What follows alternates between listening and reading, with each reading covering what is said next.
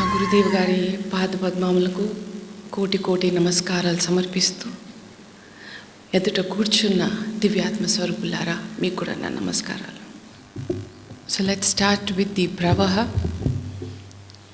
of the Bhagavata. It is an 18,000 versed scripture, as ancient, as old as time itself. The conversation continues, if you remember in the past satsanga that we had on Bhagavata, the conversation continues between Vidura, who's heartbroken after Krishna left to Dwarka. It continues between Vidura and Rishi Maitreya.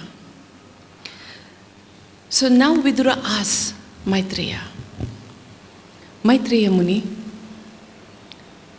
after Narayana assumed the form of Varaha avatar, the boar, and rescued Bhumi from the netherworlds and raised her out from the depths of the ocean, he asked if creation started.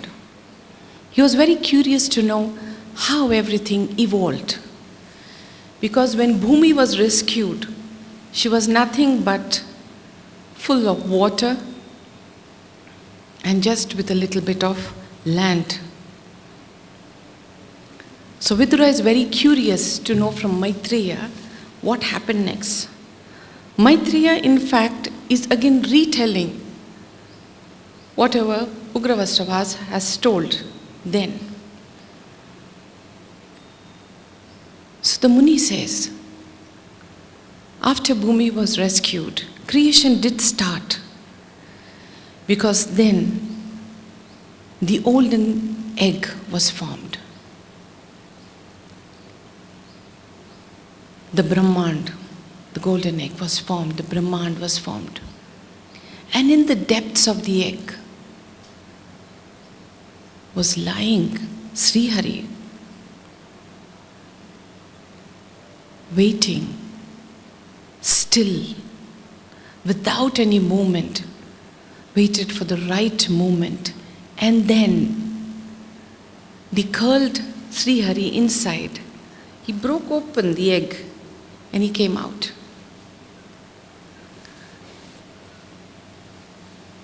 When he broke open, the first thing that came out was his nose.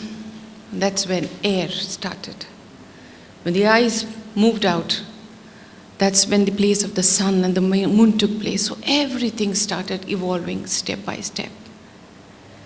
And then he was found sleeping on the Sheshanaga, the Adishesha, floating in the eternal waters of Ekarnava. But he was lying there for 1,000 years in deep slumber. When he was in deep slumber, that's when from his navel sprouted the lotus, and Brahma evolved, and Brahma was asked to do tapaha, do tapas, to find out what you have to do. In his tapas, Brahma realized that he is directed by Sri Hari to create. The task of creation was given to him.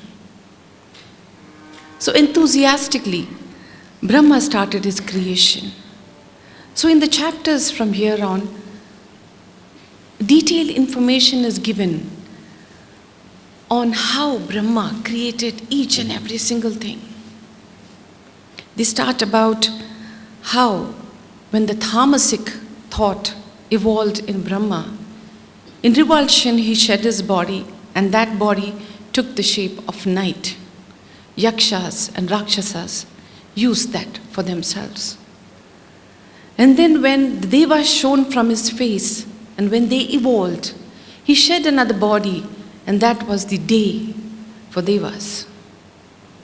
By the time it was evening, a darkling thought and sensation, when it arose around him and within him, he shed that body, and that became the evening. And he watched all that was happening in the evening. He started laughing. When he started laughing, that's when through the laugh that rose out from his throat, the Gandharvas and the Apsaras took birth. And so on and so forth. Every single thing. It's like more than 200 or 300 explanations, descriptions of how everything evolved. And then he was still not happy. He did so much, he created all this, everything. And then he was still not able to fulfill what Narayana asked him to do. He asked him to procreate, populate Bhumi, earth. And in frustration, he gets angry and he shakes his head. When he does that, a few strands of his hair fall down and then they turn into poisonous serpents, scorpions, and snakes. And then now he realizes like he's not able to do what Mahavishnu asked. He had put up the whole universe up. Everything was in order, but he could not just do this. And that's when he called his sons, who were born from his mind, Manu, Kardama, and Daksha. They were also called as the Prajapatis. Even Brahma is called as the Prajapati. So he calls all three of them to him and he tells them, my sons, go forward and propagate and create like mind, like you, humans on this earth. So all three of them cannot disobey Brahma, their father.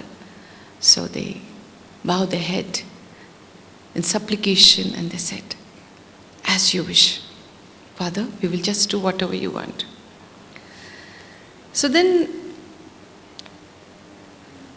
in Manu, Kardama and Daksha, Kardama was the one who was not very happy with the work that was allotted to him. He wanted to spend his thought, his mind only on Sri Hari.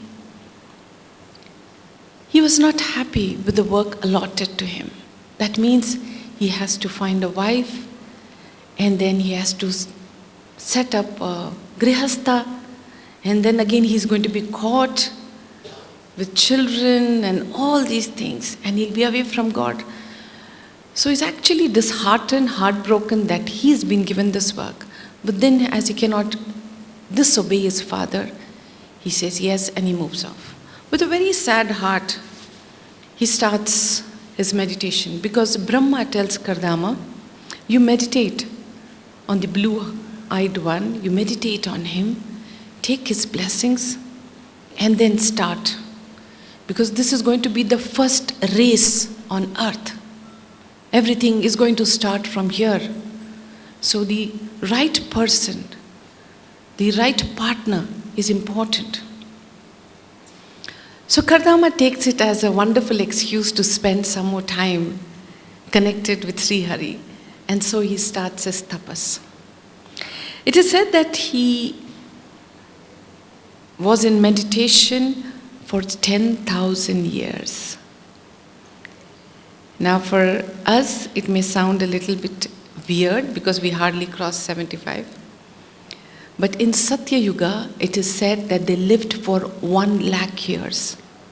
So if he meditated for 10,000 years, that means only 10% of his lifetime he had spent meditating on Sri Hari. And then he started his meditation. He settled himself at the fork of the river Saraswati up north.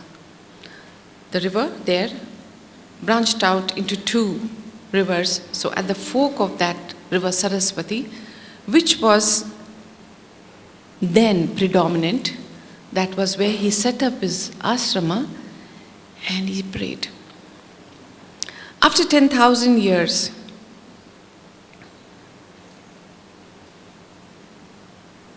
as he waited patiently for Narayana, because everybody said that the blue god comes on a beautiful golden eagle, the Garuda, seated wearing all the malas and the tulsi mala, the lotus in his hand, the gada, the shankara. So visualizing that, he had been meditating. So just as he meditated upon the form that he visualized, that was the exact form that Sri Mahavishnu came to visit Kardama. So Vishnu came gliding on the Garuda, the most beautiful celestial bird.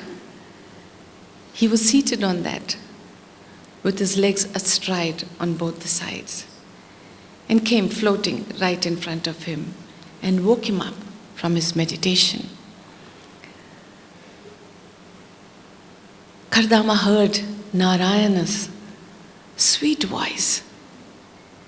All that he said was Kardama. And that was enough for him to start crying out, bursting out into tears, because his tapas is now fruitful.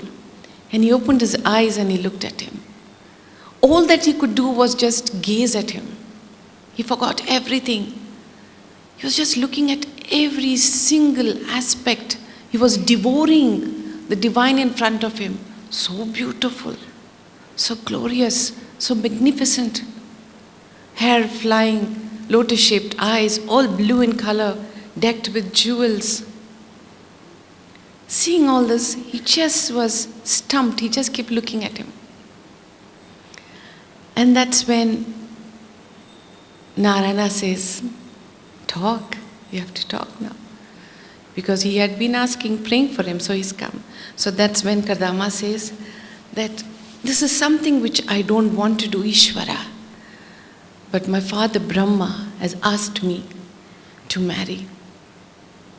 So my wish is that since I am going to be one of the Prajapatis, I'll be responsible for the generation that comes from my race. Please see to it that I get a suitable wife who will be like-minded like me and who will be willing to walk on the journey that I'm walking. So that's when Mahavishnu says, very soon Swayambhuva Manu and Satrupa will come with one of their daughters, Devahuti, and give her in hand in marriage to you. You shall have 9 children, and the earth, Bhumi, will be blessed. So that is when Kardama looks at him and he says, Ishvara, if I have to perform my dharma with perfect detachment, then you also have to bless me that I should be able to renounce all this in a flash of a second. I don't want to be away from you anymore. All that I want is only you. All that I want to see is only you. All that I want to hear is only about you. All that I want to talk is only about you. Everything is just about you. So give me that blessing that at a drop of a hat, in a second, if I wish to, once my dharma is completed, I should be able to renounce everything and then reconnect back to you. Because he cries with a fervor and with pain in his heart. Because all that he is doing now, he is not very happy. So it is said that Narayana sitting on Garuda was stumped for many moments.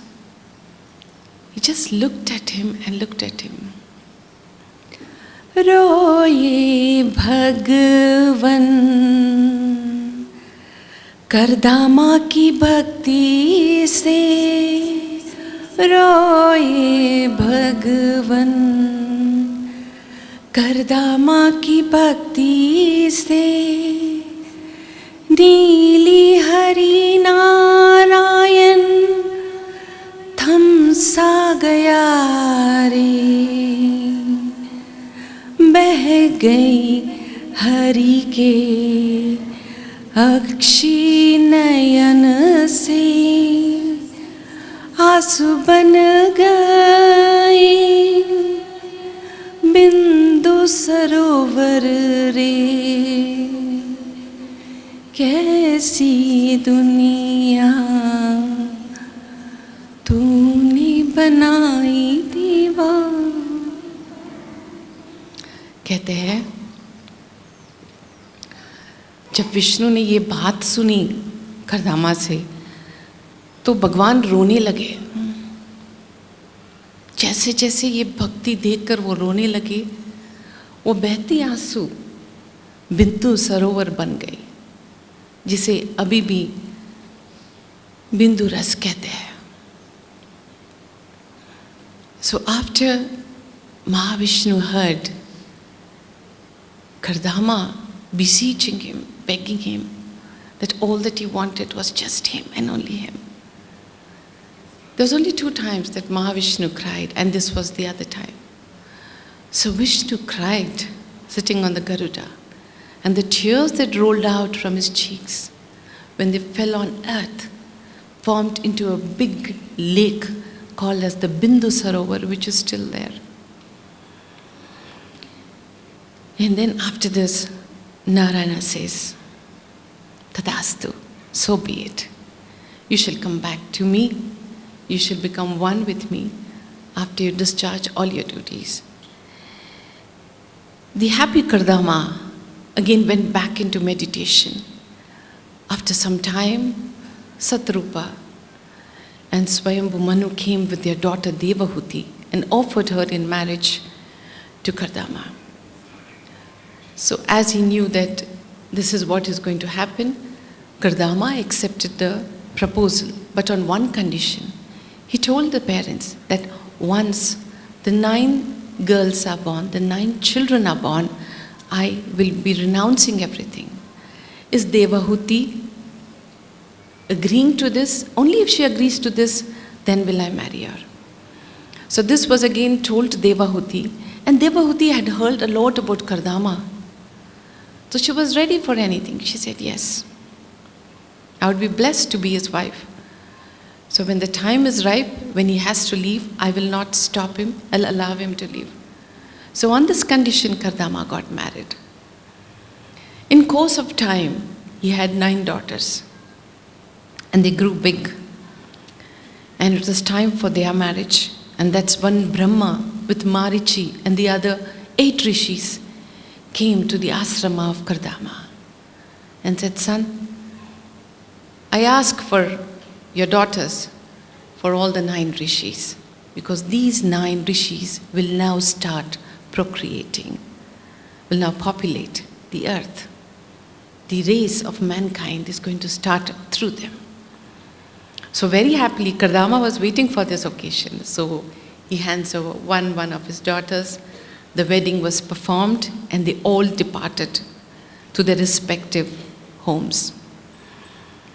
After they left, it was now time for him to go. So before Brahma leaves, he looks at Devahuti. He knows that Devahuti will not be able to take this separation from Kardama. I'll have to go back to the story. When Mahavishnu listens to Kardama crying, beseeching him to be with him, and Vishnu sheds his tears, that's when Vishnu also blesses him with another boon. He tells him, I would love to be born as your son.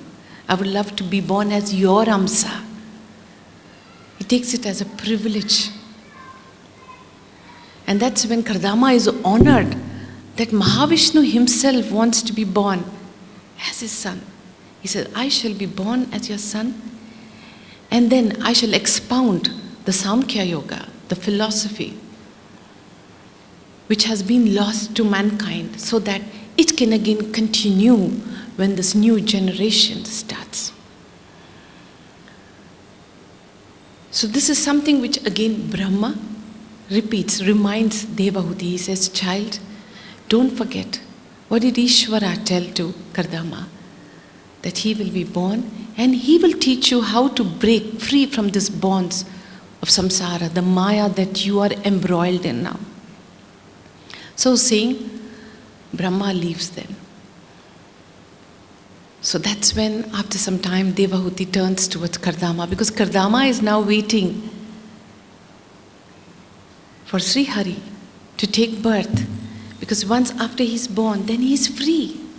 He's free to just go merge himself into Narayana himself. So then he tells Devahuti, Devahuti, now you prepare yourself. You need to receive Hari. So to receive him, there's a lot of austerities that you have to perform, sadhana that you have to do. You need to do your purification rites. You need to meditate. You need to perform the Ashtanga Yoga. So he teaches Devahuti to do everything what is required, so that she is ethereally pure and ready to receive the divine in her womb. In time, Narayana makes his place in Devahuti's womb. And once that is announced, all the gods, the devas, the rishis, all over the world, the whole universe starts rejoicing. Because now they can have a look at an Amsa of Narayana. Everybody will get an opportunity to see the divine. So there is rejoicement everywhere. Apsaras, Gandharvas keep playing the musical instruments almost every day, waiting for the most auspicious moment. Whenever they keep flying over Kardama's ashram, they keep raining heavenly flowers over her, because Hari is residing in her womb. So this goes on, and the time comes very close for him to take birth. So that's when Devahuti says, I know that you want to leave. I will not bind you, because I agreed to this when I first married you. But my mind is so embroiled in my vasanas, in my needs, in my grants, in my desires. I go through pain, pleasure, joy, unhappiness, sadness. There's so many emotions like anger, jealousy, greed. There's so many things keep popping up within me. So how will I break free of this? How will I find liberation? How will I be liberated? How will I get moksha? So that's when Kardama says, Devahuti, Narayan himself is going to expound the Samkhya Yoga that will dispel all the avidya, the ignorance that is there in your mind, and you will be free, and you will also attain liberation. She's not very sure about it, because she finds herself lost in Maya, in the delusionary world that she's living in. He says, don't worry, everything will be okay. And then Devahuti goes to sleep. When he goes to sleep, Kardama wakes up in the Brahma Muhurta time. It's time for him to go. He does not want to see Kapila, who's going to be born. The Narayana who's going to be born as Kapila. He's so scared. He said, I don't want to be caught again here. I want to go. So he circumambulates the sleeping Devahuti in a pradakshina. He goes around her. He bows to the womb in which Sri Hari is residing, and he talks to him. He says, Hari, the time has come for me to go. The time has come for me to see you. The time has come for me to rejoice in you. The time has come for me to be with you. So many years have gone, Hari. I've been away from you. Please give me permission. I would like to proceed. So Narayana gurgles from inside the womb. And it'll have the chuckles inside from the womb, smiles, and he says, Kardama, you're free to go. And he tells him, you can go where you want to go. Fix your one-pointed dhyana on me, and you will reach me. I will expound the Samkhya Yoga to my mother, my ignorant mother. I will free her too, and then I will proceed. So listening to all this, Kardama bows, offers his namaskaras to Sri Hari and slowly walks away from the ashrama there. He goes deep into the forest. It is said he spent a few years meditating, and very soon he was united with Hari himself. The next morning, Devahuti got up, and then she realized that Kardama has left her and proceeded ahead. She now waits for the time, for the auspicious time for Kapila to be born.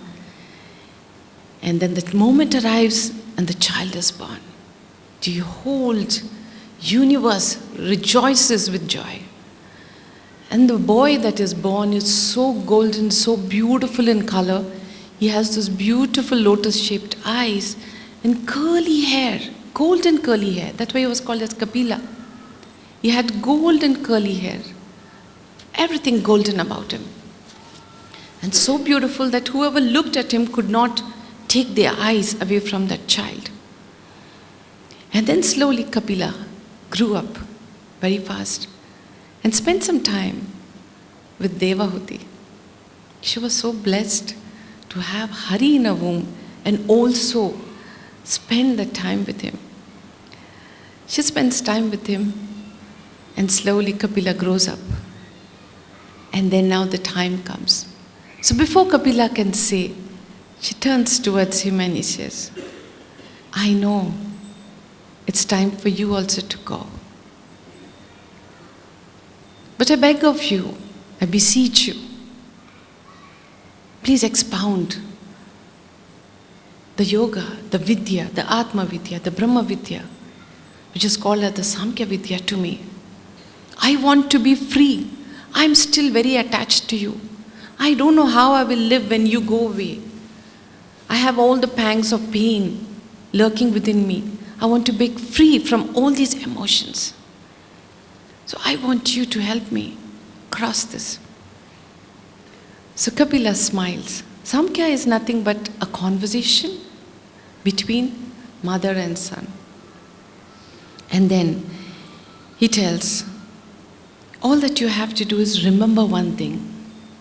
The cause of all misery in mankind is because the mind is attached, or rather when it turns away from the inner self and begins to be interested in the objects of sense gratification around him, he gets farther away from me.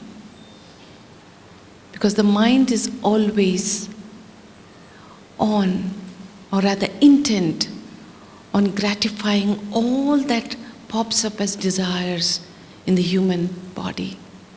Today it wants this, tomorrow it wants that, today it's unhappy with this, tomorrow it's sorrowful with that, tomorrow it's joyful, today it's this. So there are so many desires. So the mind of the human gets diverted from me onto the objects of sense gratification. That's when there is a gap, a distance which comes within you and me. If you turn this towards me, all this will dissolve and you will come closer to me. Now to cross from here to here, a human will take millions of births. Because he's so embroiled with one vasana after the other. Once, mother, if you decide, when your I, me, myself and mine disappears, then you are free from kama, krodha, lobha, moha, mada, matsarya, all those emotions. Once you're free from that, bhakti will take its space. And when bhakti is there, vairagya, detachment, also makes its place. When these both are there, jnana resides. Jnana is nothing but knowing oneself. The knowledge to know me arises in you. So all these are interlinked. So he tells, all that I expound in my yoga is this. And in depth, Kapila talks about all creation that stems from two facets of Prakriti and Purusha, the Mahat, the Gunas, the Tattvas. There's a lot of dialogues which go on between mother and son on all these topics. It's a complete philosophy by itself. A certain part of it is also, retold in the Buddhism or the Buddhist scriptures. But this was much, much before Buddha arrived.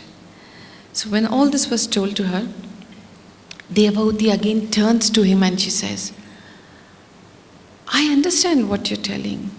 Yes, the wheel of ignorance is shedding itself one after the other. But still, for ignorant people like me, who don't understand the Vedas or the Upanishads, what is the easiest way to reach you? So Kapila is so pleased by her question that he smiles and he says, Mother, bhakti is the most simplest, easiest way to reach me. All that you have to do is to move from your lower to your higher self. You have to be in the company of sadhus and satpurishas, which is called as satsanga.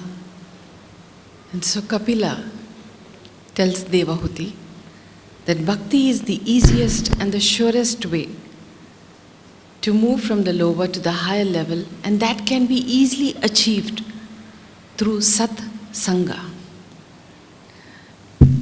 In satsanga, all that you have to do, she says, how do I develop bhakti within me, devotion in me? So he says, you read about me, tell stories about me, listen to my stories, constantly think about me, constantly talk about me, constantly search for me in yourself. Let every thought, everything be surrendered into my feet. So when she hears this, Devahuti is now a little more relaxed. And then she says, in what way will bhakti help me? So that's when Kapila says, bhakti is one path which will burn away all your karmic blueprint. Karma can be made smaller or burnt away by offering your devotion to me.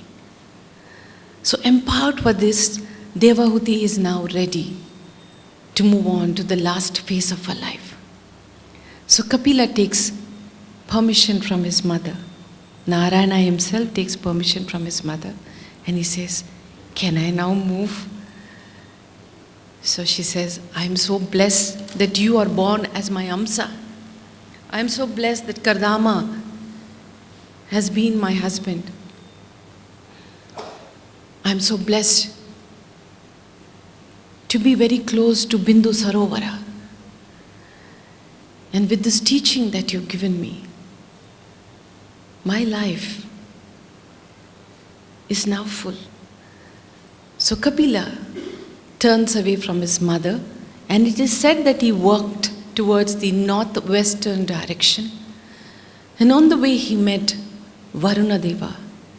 Varuna Deva offered him a space in the depths of the Rasatala, the ocean, and that's where Kapila is said to be still be seated in deep meditation, meditating till today. So Narayana, as an Amsa, as a part, as Kapila, is still today seated in the Rasatala, in the downwards, in the netherworlds of the oceans, meditating. So once Kapila went away, then Devahuti started her strict penance. She stopped eating. She just lived on water. Then after some time, she was just on air. All that she took away, all her clothing, she took the barks of the tree and tied them around her as her clothing. 3 times in a day, whether it was cold or hot, she used to take a bath in the Bindu Sarovar, have a bath and then do her meditation. She followed the Ashtanga Yoga and she performed such austerities that within no time, Devahuti was free from her karmic bounds and she merged into Hari himself. It was not an easy journey for her. In the beginning, she found it very hard to even focus her mind on Hari.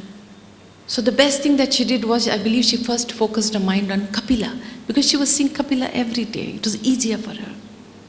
She focused her mind on him, meditated on him, and slowly Hari took its place. And that's how she united with the divine and shed her body. The place is called as Siddhapada, which was called as Trital. In the text, it is known as Srital. And this is in Gujarat. So when she shed her body took the form of a river, which is called as the Gyanavapi river there. So once her body took the shape of the river and started coursing its way through it is said that Devas come down to get purified in our waters even today.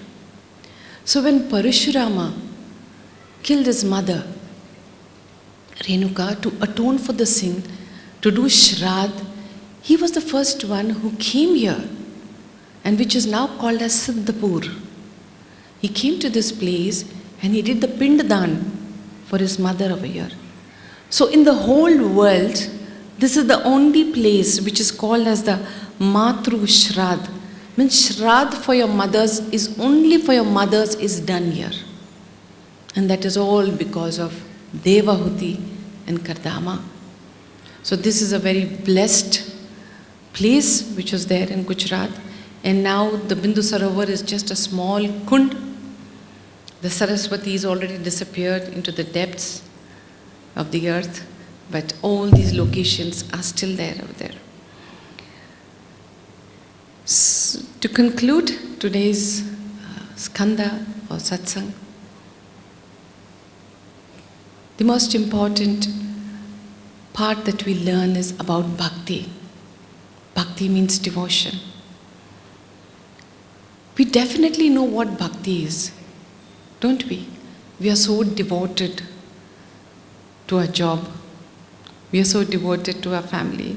We are so devoted to our car. We are so devoted to our properties. We are so devoted to our money. We express bhakti in so many ways, devotion in so many ways. We are so devoted for everything. If you just turn it inwards, it takes a different shape. For example, if you take Babaji, Hathiram Babaji, he used to play dice with Lord Venkateshwara in Tirumala Hills. Narayana was so enamored of him, because every time we always talk about bhakti means to fall in love with God, but no one ever understands that once you fall in love with God, He falls in love with you. It's not a one-way relationship. It starts happening on both the sides. When He falls in love with you, He falls in love with you with His whole heart. Genuinely. In deep love, He falls with you. So that's when He comes to His bhaktas, and this is how He came to Babaji. When Babaji fell in love with Venkateshwara, Venkateshwara fell in love with Babaji. And he could not resist coming and sitting and spending time with him. So which best way to do? He's to come in the night and play the dice with him. And that is how Babaji was. One day Venkateshwara had to go back because the Suprabhatam was going to start in the temple. And Babaji was the one who coined his name as Balaji. And he loved it. He said, yes, I shall be called as Balaji. Because Narayana was in love with Babaji. And when the Suprabhatam was going to be sung, he had to go. So in a hurry, Venkateshwara leaves his shawl and one of his jewelry piece there and he goes away. Because when they had this dice, they used to keep something. Like, you win and I win. So Babaji doesn't give him also that. So he goes away. And then he's caught. The king puts him in prison. And that's when Narayana again comes as a white elephant, breaks open the door of the prison. There was tons of sugarcane put there, and the king said, if Narayana came, Venkateshwara came, and left this shawl and this piece of jewelry with you, ask him to come and finish off the sugarcane which I have stored in your cell. So he says, if he is come, then he will come for this also.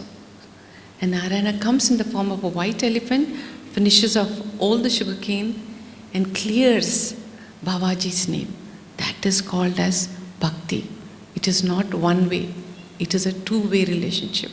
The same way, if you look at the devotees of Maharashtra, like for example, Tukaram, Sant Tukaram, he had his wife named called as Jijabai. Every time he used to say, Narayana, Narayana, Vitala, Vitala. And she was fed up. She says, how can you see Narayana every morning, evening, night? He's here, he's talking to me, he's walking. She never believed him.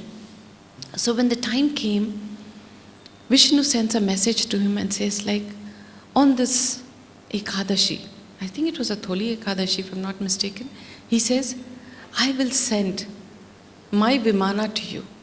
I cannot be away from you any longer. So he says, I will send you Vimana, so you be ready. So then Tukaram is so joyful, he rushes to her and tells, the Vimana is coming for me.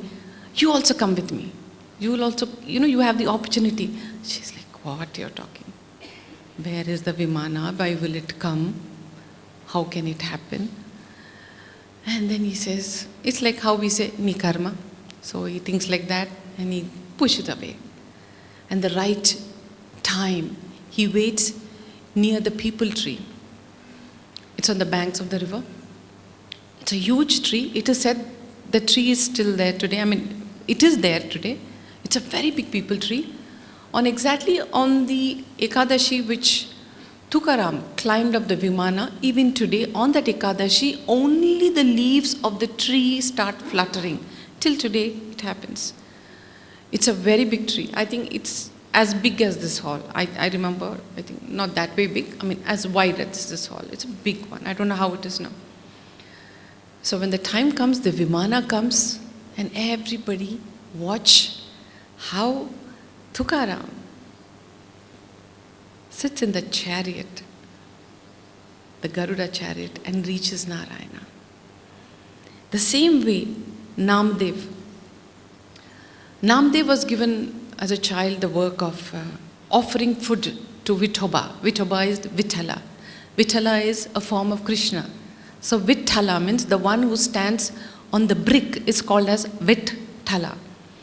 So he takes the prasad to the temple and he puts it in front of him because he was instructed that, see that Vithoba eats it. So he puts that and he waits. He is not coming to eat it. He says, please eat. Vithoba still doesn't come to eat. He says, please eat. They told me that I have to make you eat. I have to offer it to you. Please eat. There is no movement from Vithoba over there. And then he gets so frustrated. And he says, if you don't come out and if you don't eat what I have offered to you, then I'm going to break my head here. I'll smash my head. So hearing that, the minute he's going to just hit his head on the stone down there, Vithoba comes, stops him, picks up that food and eats it. And he says, are you happy now? This is called bhakti. Bhakti is two-way. भगवान की तरफ से भी भक्ति आती है. हम उसे पहचानते नहीं. So this is how Namdev did. And when you take Janabai at the age of 5 was given away in Pandharpur. So she was in a household where she had to do all menial works. They were a little tough with her. But she was in love with Vithoba from the age of 5. All that she could sing was only Vitthal, Vitthal, Vitthal. She wrote Abhyangas, beautiful poetry in praise of the Lord. So whenever work was given more to her, they used to give a lot of vessels to wash, to clean. It used to be late in the night, to grind wheat, corn, everything. Small child. So everything she used to say, Vitthal, and she used to grind. And then within a fraction of a second, Vitthal used to be sitting in front of her and he used to help her grind the wheat, wash the vessels, sweep the floor, mop the floor, wash the clothes, everything. And in the morning, he used to just tell, "Can I go now? I have done everything for you." Because there was so much of bhakti in Janabai. There was so much of just love. All that she knew was only Vitthal. All that she knew was only Krishna. So all that Krishna had to do was, he had to reciprocate. You're in love with me, so I'm in love with you. So that's all that he could do. So in every form, right to the end, he did that. In the same way, when you take Gora Kumbar, he was called, is a Kumbar, means the one who makes pots. In fact, even if the pot was wet, Gora would just tap it and say whether, it is good to be baked or not to be baked. He was so good in that. And Gora Kumbar loved Vitthal. All that you could think only was Vitthal. There's a huge, big story about how he lost so much because of his madness or his devotion to Vitthala. And in the end, there came a situation where he cuts both his arms. Okay? So when he cut both his arms, that's when Vitthal came as a sevak. He came to Gora and said, "I heard so much about you. And I feel I am blessed to get this opportunity to take care of you." So Vitthal as a sevak took care of all the needs of Gora. Everything. And then there was a satsang of Namdev going on about the Bhagavatam and all that. So then Gora asked him, "I want to go for that satsang too." So Gora, along with his wives and the sevak, who's Vitthala, went for the satsang. And there Namdev says, "All of you who have hands, you have to clap and say Ramakrishna Hari." So that's when Kumbar, Gora, he has no hands. But when he heard that, "All of you who have hands, you have to clap and sing along with me Ramakrishna Hari." So even Gora, when they all started singing Ramakrishna Hari, he also started getting both his stumps close together because they were all cut till here. He started getting, and within no time it is said that he got his hands because Hari was standing beside him with his arm over his shoulder. And then he got his complete two hands. So what we learn from this is, these are all that which did not happen in Satya Yuga. Devahuti and Kapila, the vision of Kapila and Kardama, all that happened in Satya Yuga. Okay? Years and years ago. This is just recently which has happened. Hardly about 200, 300, 150 years ago. People were still connected with the divine. It was just recently which happened. Bhakti Marga was the only Marga which was chosen by all the saints because they came to a point where they realized man could not divert his mind onto one object or one vision. So the best way would be talk about him, sing about him, see him, share stories about him, listen to him, and sit in satsangas which glorify the names of the divine. So this is how Bhakti Yoga came into prominence. And this is exactly what a part of the Sankhya Yoga which Kapila gave it to his mother Devahuti. We conclude today's part of the Srimad Bhagavatam. Hari Om.